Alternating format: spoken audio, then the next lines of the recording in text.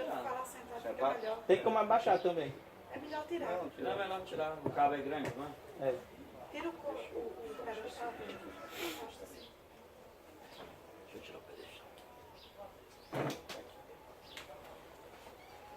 Pessoal, bom dia a todos. Bom dia. O pessoal ainda está como eu, acordando ainda, né? Bom dia a todos. Bom dia. E quero agradecer aqui, primeiro saudar o pastor Gilberto, a quem eu recebi esse convite de vir, o meu amigo Pedro, a Beatriz, agradecer esse convite, a receptividade de vocês. Já estive aqui em Assaré antes. Eu sou natural de Juazeiro do Norte, só que eu só nasci em Juazeiro e fui para o Iguatu. E cresci no Iguatu. E no Iguatu eu tinha amigos do Assaré, então já convivo com essa boa receptividade já desde a minha infância. Hoje o propósito de estar aqui é para falar um pouco sobre Jair Bolsonaro.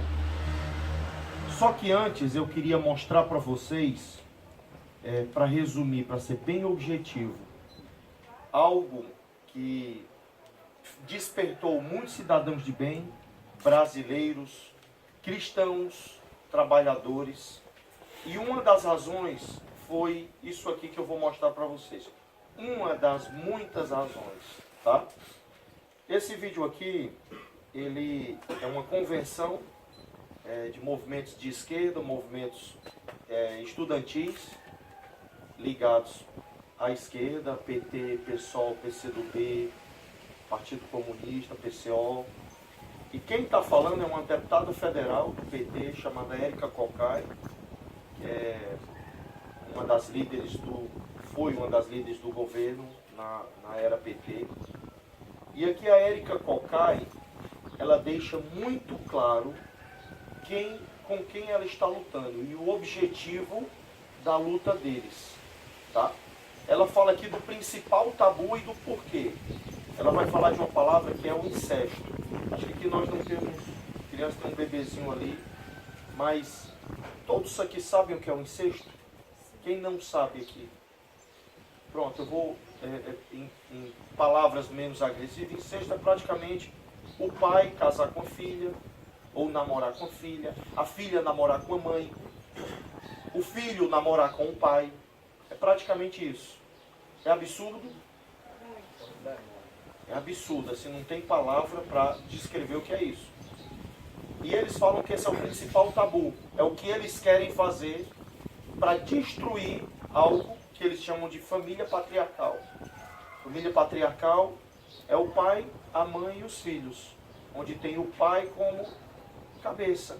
Isso não está dizendo que o pai é melhor que a mãe, mas está dizendo que existe uma ordem. Os filhos obedecem a quem? Aos pais. E eles, com o incesto, quebram essa ordem. E essa ordem vira o quê? Vira um caos, vira uma anarquia. E assim a família é destruída. Destruindo a família, eles vão destruir o quê? A base da sociedade. Destruindo a base da sociedade, vai ser instaurado em um caos. Que é o que eles querem chegar, o ponto deles, que é a instalação do comunismo, do socialismo. Aí você diz, Heitor, o comunismo é assim. Em tudo que eles fizeram até hoje, tem uma vertente ideológica. E Jair Bolsonaro descobriu, percebeu isso aí há muitos anos e décadas.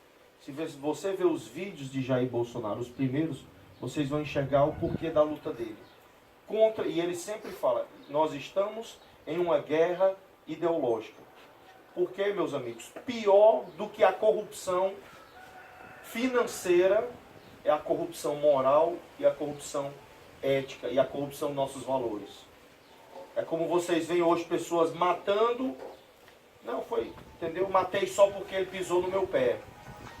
Ou outro diz, não, eu roubei porque, como aquela menina de 13 anos de idade, em Brasília, que era de classe média, de uma família boa, menina linda, de 13 anos de idade, saiu da escola, queria ir ao shopping, não tinha dinheiro para gastar no shopping, resolveu roubar o motorista de ônibus e deu uma facada nele, em Brasília. Aí conseguiram fechar, que os outros já vinham terminar de matar o motorista. Quando foram checar o histórico dela, era uma menina de classe média, uma pessoa de boa educação. Mas ela não tinha dinheiro para ir no shopping e resolveu dar uma facada no motorista. Então os valores, nossos valores foram corrompidos.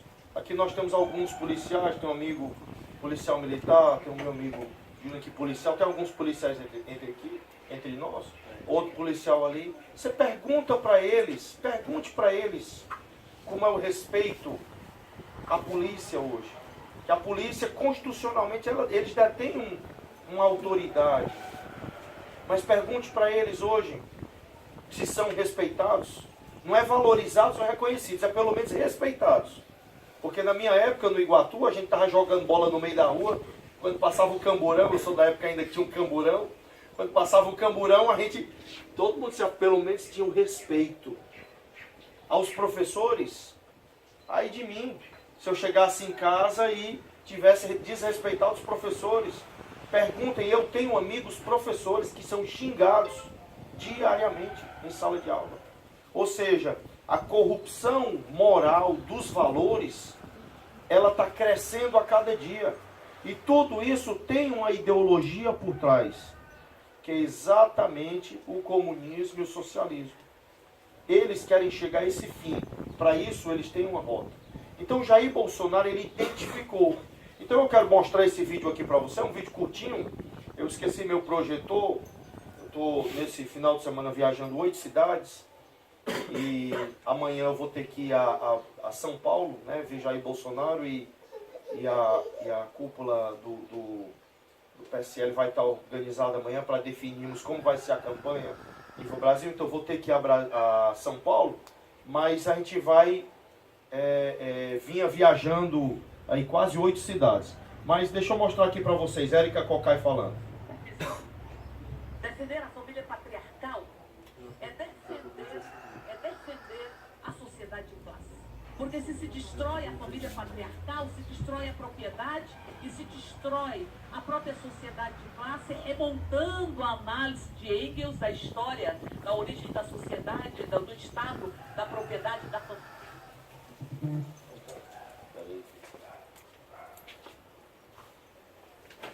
E aí se destrói, se constrói uma anarquia.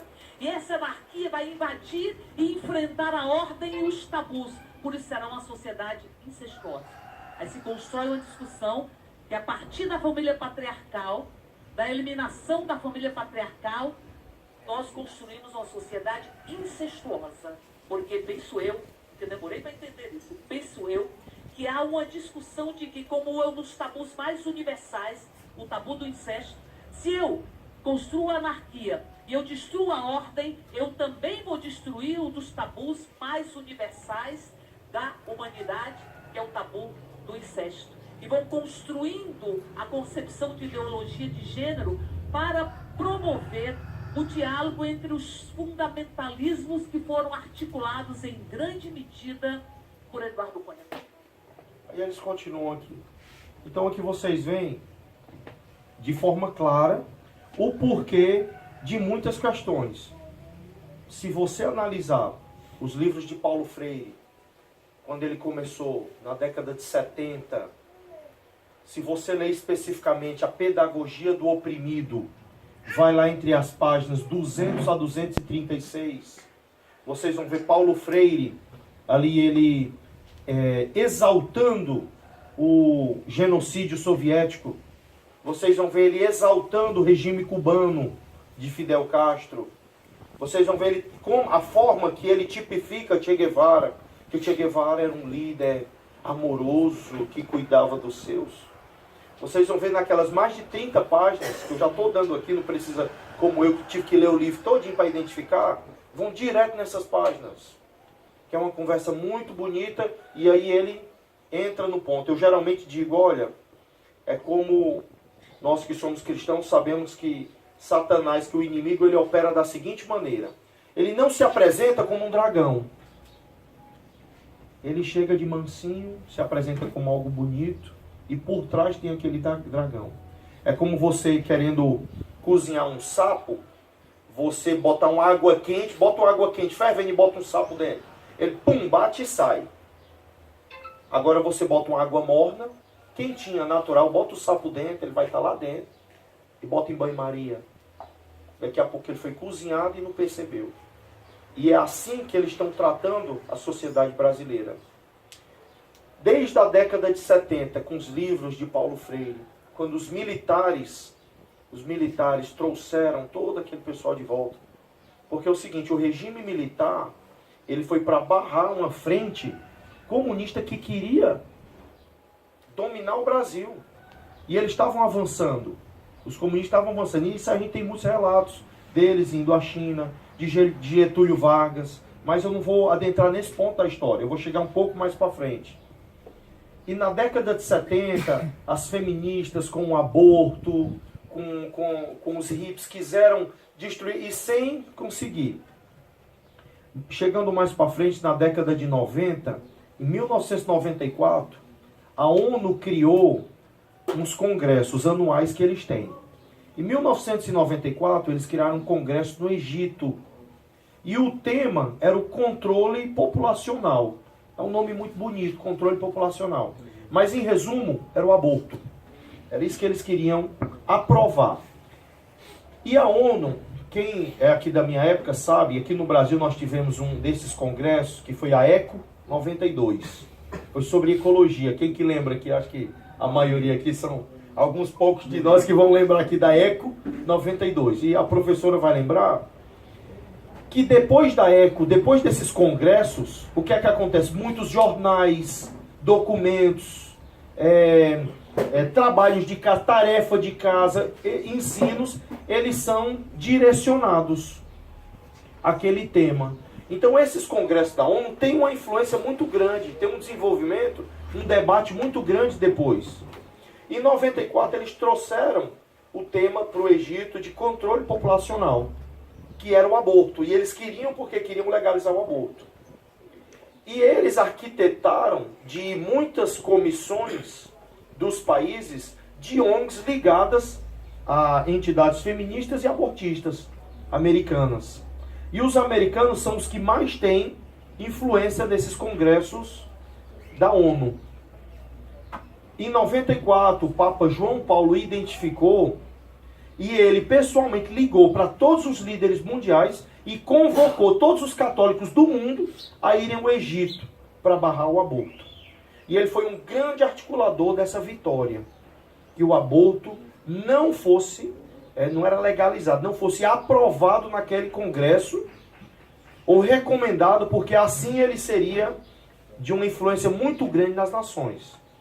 Eu cheguei aí na cidade do Papa João Paulo, na Cracóvia, na Polônia, e eu passei 5 dias ali estudando. Fui nos campos de concentração de Auschwitz, Auschwitz-Birkenau, viajei bastante. Algumas igrejas a 20 quilômetros do chão, salinas, que eles construíram, igreja feita de sal, onde o próprio João Paulo chegava a fazer missas lá, escondidas, porque a Polônia hoje, o comunismo é criminalizado, é crime o comunismo hoje na Polônia. E eu, sem saber disso, pastor, quando eu cheguei lá, primeira pergunta que eu fiz pro taxista, rapaz, me fala aí sobre o comunismo. Rapaz, o taxista olhou para mim bravo e eu sou do Brasil, eu estou estudando, estou fazendo um mestrado na Inglaterra, por isso que eu estou pesquisando.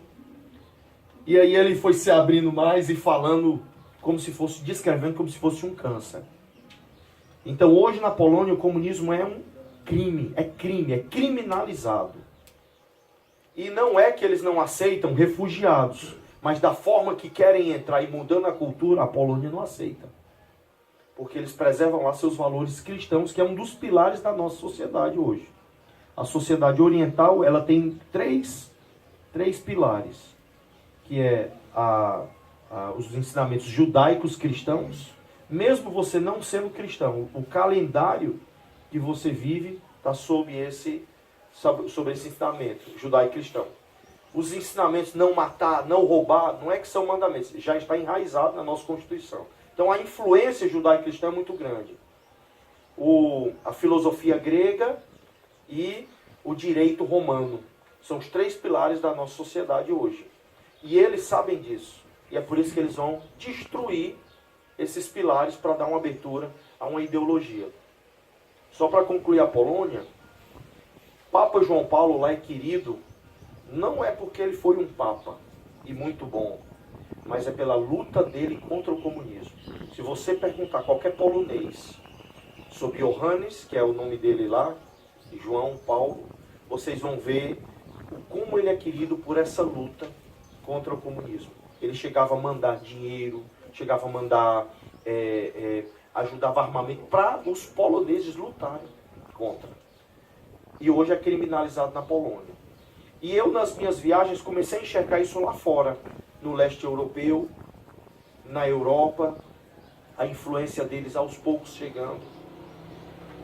E aqui no Brasil, em 94, só para concluir os dois congressos da ONU que eu quero rapidamente falar. 94 vencemos. O aborto não foi aprovado nesse congresso. Só que eles não desistiram. E eles, naquele documento de 94, incluíram um termo, que era gênero. O termo gênero, naquele documento de 1994. Só que nós, o que eu aprendi, e aqui os que são de 30 para cima aprenderam, é que gênero era masculino ou feminino. Qual o gênero de casa? Feminino. Entendeu? O gênero era isso, era masculino ou feminino. Só que eles mudaram esse conceito. Em 95, a ONU criou um novo congresso, que foi o Congresso de Pequim. E o tema era empoderamento da mulher. Esse era o tema. E as comissões do mundo todo foram. E eles não estavam entendendo que porque naquele documento tinha tanto nome gênero. Até que uma pessoa, uma senhora advogada, acho que foi da Costa Rica, ela perguntou à mesa, diretora, porque esses documentos da ONU, eles não são votados, não. A ideologia deles, que é a força, a energia do Congresso, da União, é que forma o documento. Então eles fazem uma redação e aí depois eles vão ajustando a redação, que são repassadas depois para todo mundo. E nesse documento tinha muito esse nome. E aí pediram para a mesa definir o termo gênero. E aí a mesa respondeu de uma forma muito grosseira e com raiva. E aquilo ali levantou a orelha de muitas comissões do mundo, principalmente a comissão do Vaticano. Porque o Vaticano hoje é um país, é um reinado. E eles têm uma participação como uma nação na ONU. E foi onde eles trouxeram o termo gênero e a ideologia de gênero com um documento para serem inclusos nos livros didáticos em até 15 anos. Por isso que hoje o país, as nações estão escutando ideologia de gênero agora, de 2015 para cá. Mas esse documento da ONU foi iniciado em 1995, o termo gênero. E lá eles aprovaram esse termo gênero, porque aí tem toda uma história. Eu queria que vocês pesquisassem. Tem até um documento de 28 páginas que fala desse congresso de 1995, em Pequim, explicando passo a passo como é que foi. É uma leitura simples, rápida, está em português, tá? Porque o documento foi redigido originalmente em inglês, mas essa versão está em português. E eles explicam como que conseguiram. Tem vídeos no YouTube explicando como que eles deram. Envolveu muita compra. As entidades abortistas e feministas americanas compraram as entidades africanas, prometeram dinheiros para votar com eles, e assim eles venceram. E o termo gênero foi incluso naquele documento, para em até 15 anos. E o que é gênero para eles? Por exemplo, nós temos um sexo biológico, a gente nasce com um órgão biológico que define se você é homem ou mulher. Não é isso na nossa lógica? O termo gênero não. O gênero para eles é uma construção social. É o que tua cabeça achar que você é. Por exemplo, se eu chegar hoje, me olhar no espelho e dizer, rapaz, eu sou mulher. E vocês vão ter que me aceitar como mulher. E eu vou entrar no banheiro, que a filha de vocês entra. Na cabeça deles é uma construção social. E eles quebraram esse conceito de homem e mulher. Você não é mais homem, nem você é mais mulher. Você é o que a sua cabeça achar que você é. Então eles criaram até o momento 52 tipos de gênero. Eu vou dar exemplo de um dos descritos, dos 52. É o transexual gay. Tem pan, tem vários. O pan, tem 52 nomes. O transexual gay é o seguinte, é o homem que acha que é mulher.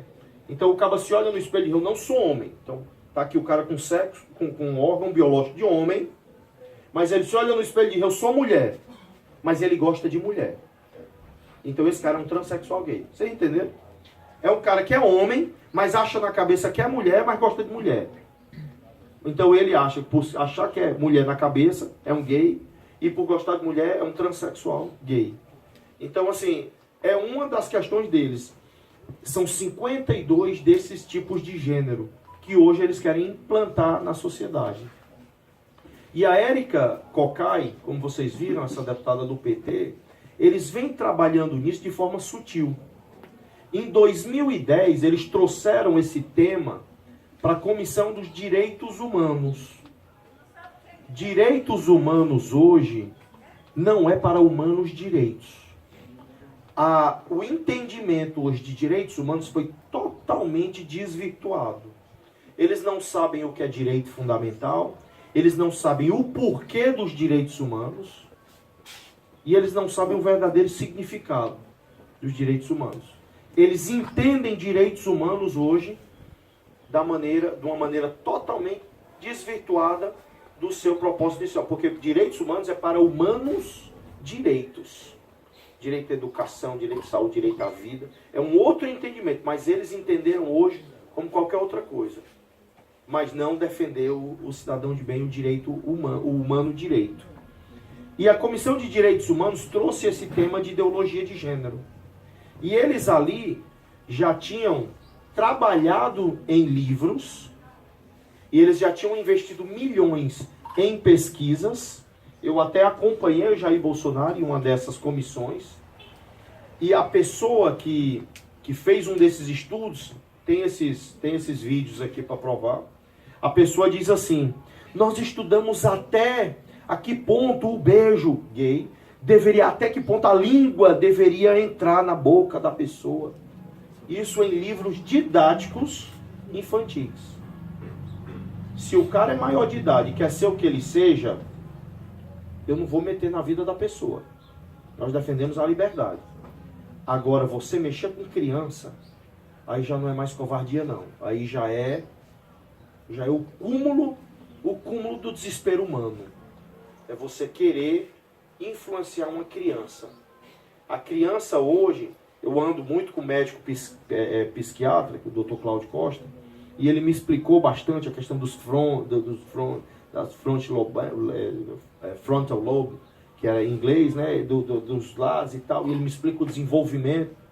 A criança até 7 anos ela não tem esse desenvolvimento e é facilmente influenciada no seu caráter. Não é hábito, é caráter. Então, abaixo de 21 anos, se eu estiver falando muito cedo, dá só o toque, eu encerro logo, viu? Tem uma criança na Rússia que é os pais muito usuários de drogas e deixaram a criança crescendo com os cachorros. E essa criança, depois de 3 anos, pensou que era um cachorro. Teve problema psiquiátrico, passou até no Fantástico. Quem que lembra dessa reportagem? Você lembra, né? Saiu até pensando que era cachorro. E aí, quando viram, tiveram que retrabalhar. Hoje a menina está andando. Hoje ela já está sendo tratada como ser humano. Então, a criança ela é facilmente influenciada. Então, assim, quanto menos idade eles têm, eles são mais natural do que hábitos. Você chegar para uma criança e dizer assim, tô bonita, a criança vai dizer, não, tá feio. Porque ela é natural, é espontâneo. Mas se você chegar já para um adulto, e mesmo você estando feio, eu tô bonito? Tá bonito, tá combinando sim. Entendeu? Porque não vai querer ofender muitas vezes a pessoa. Então isso aí, eles são menos naturais e mais hábitos. Entendeu? Então assim, os hábitos são criados com o tempo. Eles não são mais. E a criança, ela é facilmente influenciada. E esses livros, eles vieram de fato para corromper as crianças.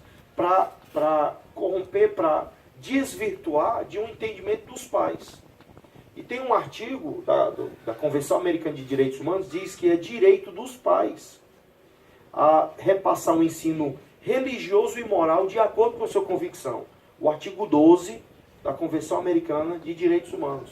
Se quiserem anotar, isso é direito dos pais, passar um ensinamento religioso e moral. E você falar de ideologia de gênero, falar de gênero para eles, é uma questão ideológica, moral. Sai da nossa moral cristã. E nós acreditamos que viemos de Adão e Eva. Foi Deus que criou o homem. Nós cristãos. E eles não, eles querem desvirtuar esse entendimento. Então Jair Bolsonaro identificou isso em 2010, identificou esses livros. E ele foi para cima como uma fera. Em 2010. E aí foi taxado como kit gay. A luta de Jair Bolsonaro ali não era contra o gay, o homossexual. Era contra o material gay nas escolas. Só que eles são tão covardes que eles começaram a dizer que Jair começaram a pressionar. Não, é porque você é homofóbico, é porque você é racista, é porque você é isso, você é aquilo. E ele não deixou ninguém torcer o seu braço. E ele expôs aquela situação para todo o Brasil. Foi quando ele veio, todos começaram a conhecê-lo, o famoso kit gay, e começou a se tornar mais público aquela questão. E aí os livros que tinham sido já impressos, muitos deles não foram, gastaram mais de 3 milhões nesses livros. Está tudo documentado. Jair Bolsonaro chegou até a apresentar na última entrevista no Jornal Nacional, quis, mas a Globo não deixou. Aí disseram depois que era conversa dele. Mas lá na Prefeitura de Fortaleza, alguns desses livros foram impressos. Nós temos isso documentado lá em Fortaleza. Então a luta de Jair Bolsonaro, ele sempre foi em proteção à família, à inocência de nossas crianças. Então assim, eu não sei se vocês estão me acompanhando. Existe uma guerra ideológica, que é corromper, destruir a família, que eles vêm fazendo isso desde a década de 70, entrando nas escolas, não conseguiram entrando em quartéis, e aí entraram nas escolas. Isso é uma frase de grandes, que não tomem quartéis, tomem escolas. E aí eles começaram a tomar, desvirtuaram o ensino da pedagogia, que antes você aprendia várias teses, várias maneiras de ensinar. Hoje em dia somente existe uma, que é a correta, de Paulo Freire. E eles foram desvirtuando. E essa luta foi aumentando. O sucateamento das polícias, sucateamento não só da polícia militar, mas da polícia civil. E na policial civil, eles sabem, você chega hoje em qualquer delegacia de Fortaleza, eles não têm aparato nenhum para investigar. Eles são apenas babá de preso. Fica levando preso de lá para cá. Pelo menos a polícia aqui do Ceará. Você entra em qualquer delegacia, hoje do Ceará, eles nem cadeira para os inspetores sentar, muitas das delegacias têm. Eles têm que tirar banco velho de carros. Então o sucateamento da polícia, aí tem um porquê, a criação da Força Nacional, que é igual à Guarda Nacional da Venezuela. Guarda Nacional da Venezuela, eu vou encerrar para passar aqui para os demais amigos, e aí eu abro aqui para perguntas. Eu só estou querendo dar um alerta e trazer algo para o debate, para o pensamento, que a nossa guerra é ideológica. Nada foi feito por um acaso. A Guarda Nacional na Venezuela foi assim: vamos mapear os presos e pagar um auxílio reclusão. Vocês sabem quanto é o auxílio reclusão no Brasil? R$ 1.260, o que um preso ganha. Quanto é que o trabalhador ganha? R$ 954. Lembrando que em muitas cidades que eu tenho passado, cara, sabe qual é o salário médio da cidade? R$ 400. Eu fui em distritos lá em Santa Quitéria, sabe qual é o salário médio? R$ 150 por mês. Esse é o salário médio, tá? O salário mínimo é R$ 954. E quanto é que o bandido está ganhando na cadeia? R$ 1.260. Qual é a mensagem do Estado? É que vale a pena você ser um criminoso, que o crime vale a pena. Essa é a mensagem que o Estado está passando. Sabe por que eles fizeram isso na Venezuela? Eles começaram a mapear os bandidos, criaram uma força ligada diretamente ao presidente, porque a polícia militar é uma força auxiliar do Exército Brasileiro. O Exército Brasileiro e as Forças Armadas são uma tropa de Estado. Não é uma tropa de governo, é uma tropa de Estado. Soberana para defender o Estado brasileiro, que está acima do governo. E eles criaram na Venezuela uma tropa ligada ao governo, que foi a Guarda Nacional. E eles tiraram esses criminosos da cadeia e deram o poder de polícia, e hoje na Venezuela são a Guarda Nacional. Quem mata os cidadãos de bem, quem oprime, quem não segue o regime de Hugo Chávez e o regime de Maduro. E aqui no Brasil eles tentaram fazer isso com a Força Nacional. Criaram uma força ligada diretamente ao presidente da República, começaram a pegar alguns policiais aqui e ali para maquiar, e eles iam começar a indicar muitos dos seus para a Força Nacional. E eles iam ser uma tropa ligada, com mais poder de fogo, preparada, com equipamento ligado direto ao presidente da República. Então tudo que eles fizeram, o sucateamento da polícia, das Forças Armadas, hoje os hospitais não têm remédio, não tem... Se você falar em todos os aspectos hoje, seja saúde, seja educação, seja segurança, seja emprego, seja investimentos em infraestrutura, o que você falar hoje, nós estamos no fundo do poço. O Brasil chegou no fundo do poço. De forma proposital deles.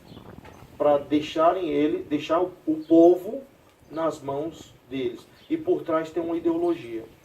E só quem ainda não enxergou isso precisa acordar. Onde nós chegamos hoje.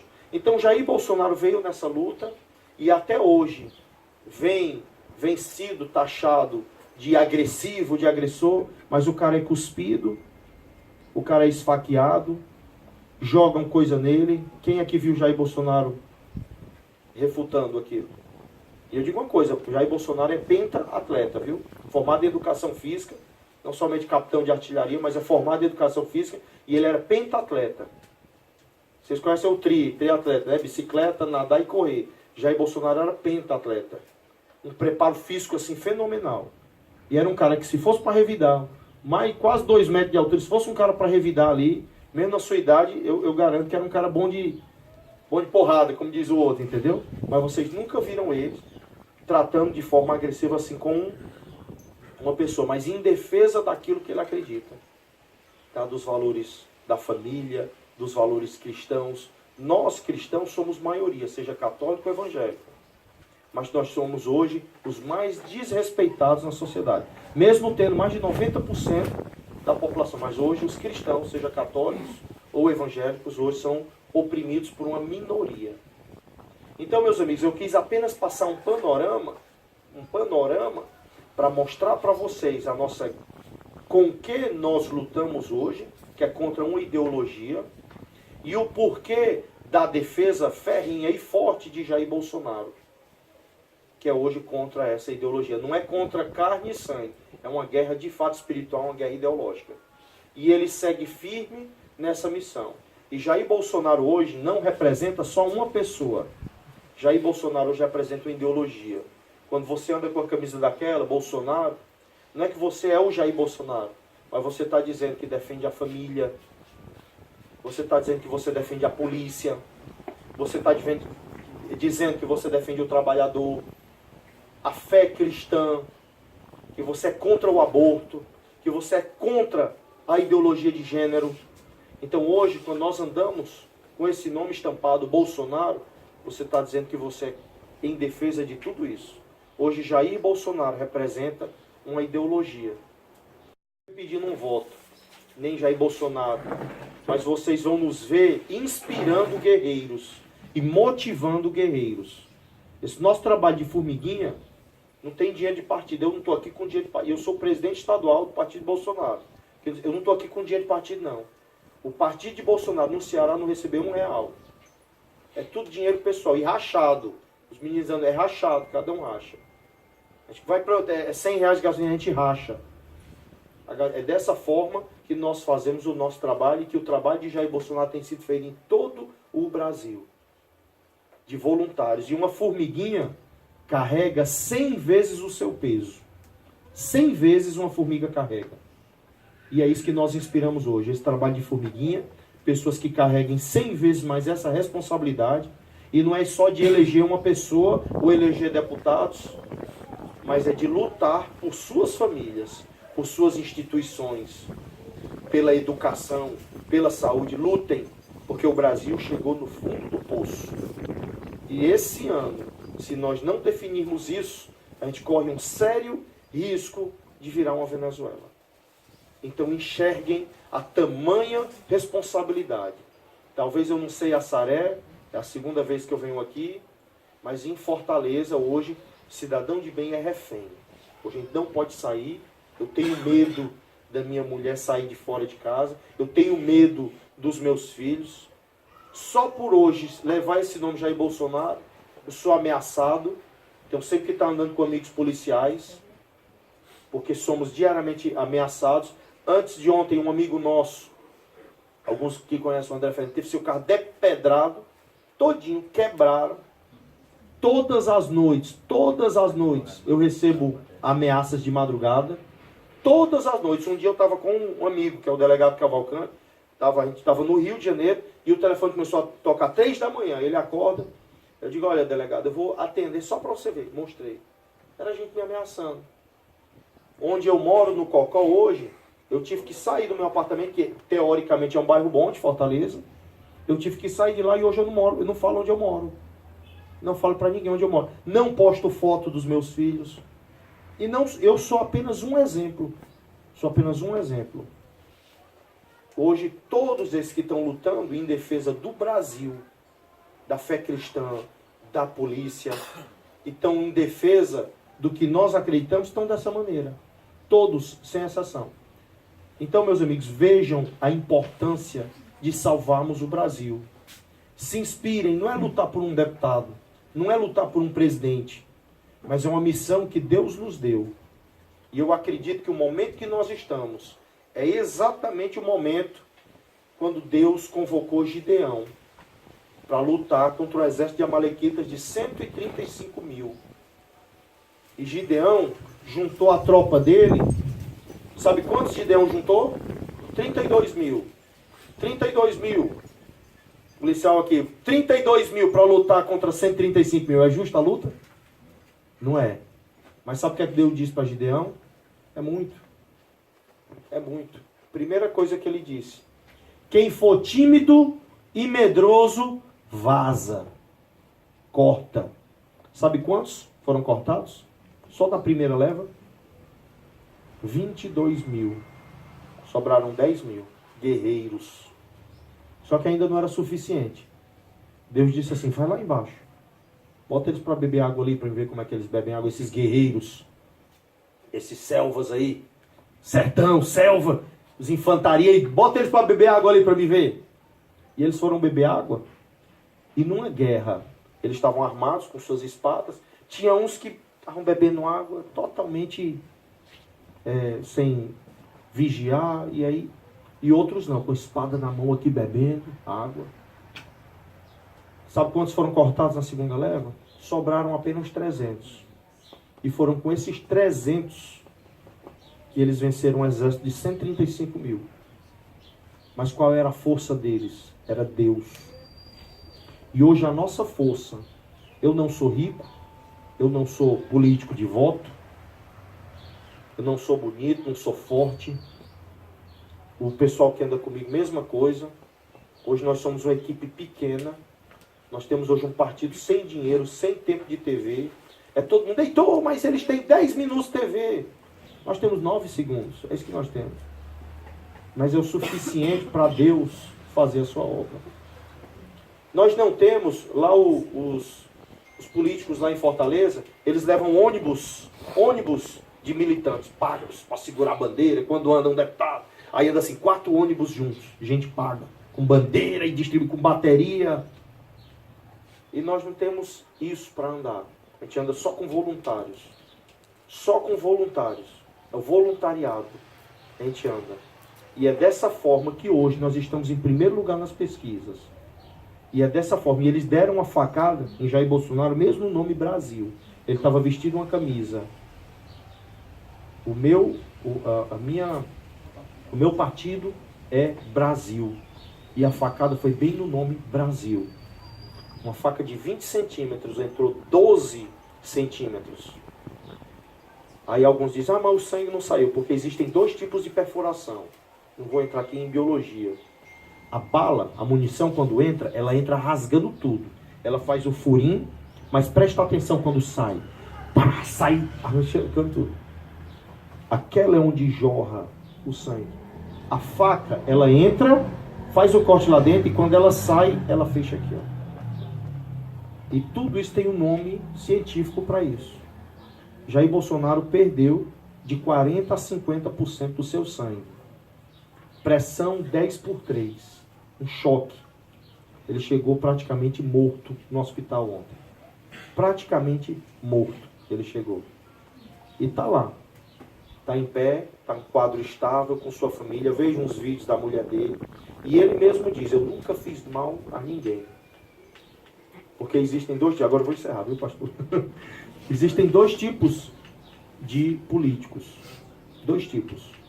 O que tem o verbo e o que tem a verba. Vocês devem conhecer quem tem a verba. Quem tem a verba, quem tem o dinheiro.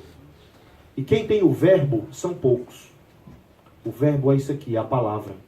Porque se eu tenho o verbo, eu falo, eu não tenho medo. É como eu já chamei Ciro Gomes para o debate. Aí a primeira resposta dos assessores foi assim, quase, você é um desqualificado. Aí eu mandei para ele que eu tenho 5 universidades, das mais melhores do mundo. 2 delas sendo em finanças pela Escola de Londres, uma das mais renomadas instituições de finanças do mundo, e a outra pela Universidade de Wolverhampton, na Inglaterra. E tenho graduação pela Universidade Estadual de Framingham. Tenho outro mestrado pela Universidade Federal do Ceará. Sou graduando em Direito. Tenho mais de 220 cursos. Apresentei meu currículo. Diga para o Ciro Gomes que eu estou apto a enfrentá-lo em um debate. Aí a resposta que eu tenho dele é que não. Aí eu chamo o governador de frouxo. Porque um governador que não tem coragem de ir para um debate, como é que ele vai enfrentar a criminalidade? Então, para mim, é um frouxo. Isso a gente fala em debates. Tá? Onde ele deve estar presente, ele não vai. Hoje, os políticos que têm o verbo, que falam, não têm verba. Porque eles não nos conseguem nos comprar, como Jair Bolsonaro. Agora, os que têm a verba, aí vocês têm que ficar caladinhos. Não pode falar muito. Não pode aparecer. Entendeu? Não pode tirar foto. Tem muitos que chegam para mim e dizem, políticos, dizem muitos, que dizem, olha, eu voto em Jair Bolsonaro, viu? Eu voto. Vamos tirar foto? Não, não vai. Eu falo, vamos tirar foto? Não vou. Eu não estou falando daqueles que dependem de empregos. Porque eu chego em muitas cidades que muitos dependem de empregos de prefeitura e aí não podem aparecer. Mas estou falando de políticos. O prefeito lá, eu falo de Pacajus, porque eu estava no gabinete Bolsonaro e ele fez uma filmagem com o Bolsonaro. Só que hoje ele está apoiando Ciro Gomes. E ele está pagando por aquele vídeo que ele fez. E ele me disse eu apoio o Bolsonaro. Dizia ele que era cristão. Só que hoje ele está mandando apagar esses vídeos aí que ele fez. Entendeu? Então, assim, quem tem a verba, não tem o verbo, não pode falar. E nós só temos o verbo, que é a palavra. E a palavra não irão nos caçar, nem irão nos segurar.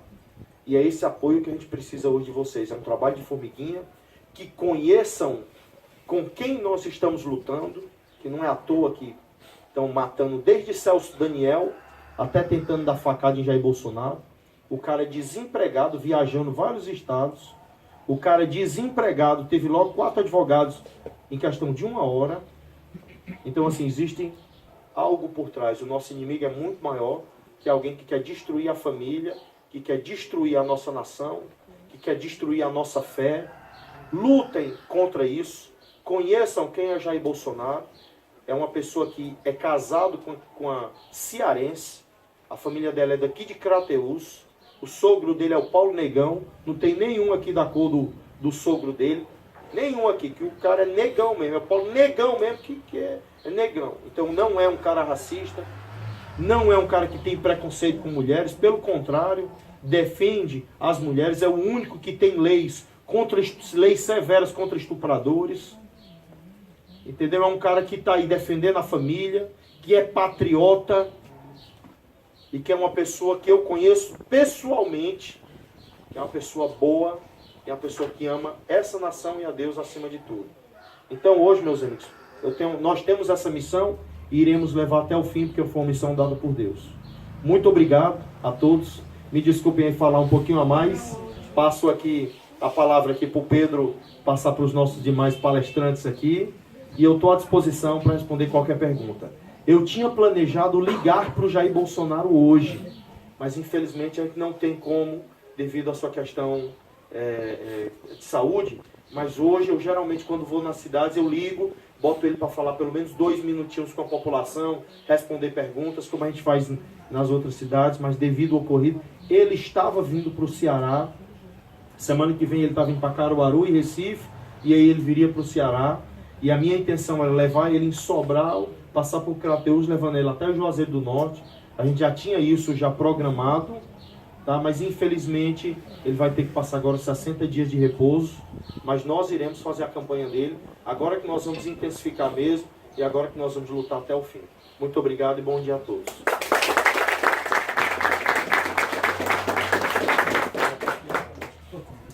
Pronto, agora eu vou passar a palavra agora para o nosso amigo Naldo Grangeiro.